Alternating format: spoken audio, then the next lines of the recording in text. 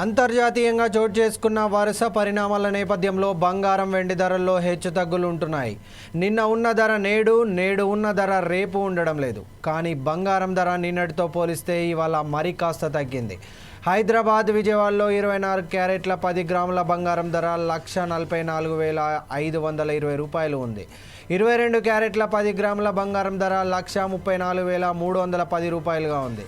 ఈ రెండు నగరాల్లో కిలో వెండి ధర 2,54,900 రూపాయలుగా ఉంది. ఈ రెండు నగరాల్లో పుత్తడి వెండి ధరలు ఒకే విధంగా ఉన్నాయి. దేశ రాజధాని న్యూఢిల్లీలో 24 క్యారెట్ల 10 గ్రాముల బంగారం ధర 1,46,670 రూపాయలుగా ఉండగా 22 క్యారెట్ల 10 గ్రాముల బంగారం 1,34,460 రూపాయలుగా ఉంది. ఇక వెండి కిలో ధర 2,49,900 రూపాయలుగా ఉంది.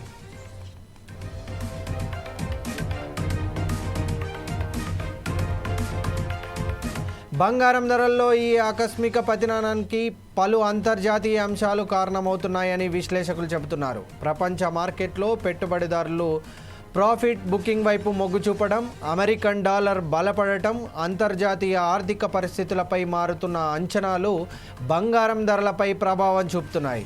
సాధారణంగా భౌగోళిక ఉద్రిక్తతలు లేదా ఆర్థిక అనిశ్చితి పెరిగినప్పుడు బంగారాన్ని సురక్షిత పెట్టుబడిగా భావించి కొనుగోళ్లు పెరుగుతాయి.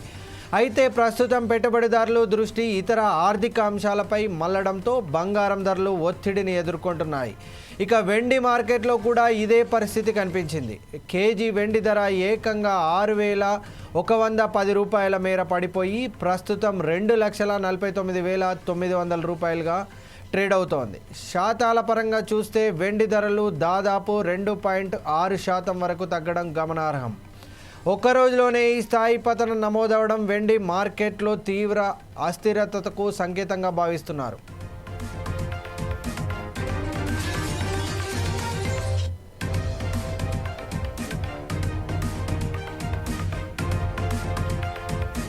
ఇరాన్, అమెరికా, ఇజ్రాయెల్ మధ్య ఉద్రిక్తతలు, ముఖ్యంగా హార్మోజ్ జలసంధి సమస్య, చమురు ధరలు ద్రవ్యోల్బణ భయాలను పెంచడంలో గత ఫిబ్రవరి చివరి నుంచి బంగారం ధరలు దాదాపు 20% పడిపోయాయి.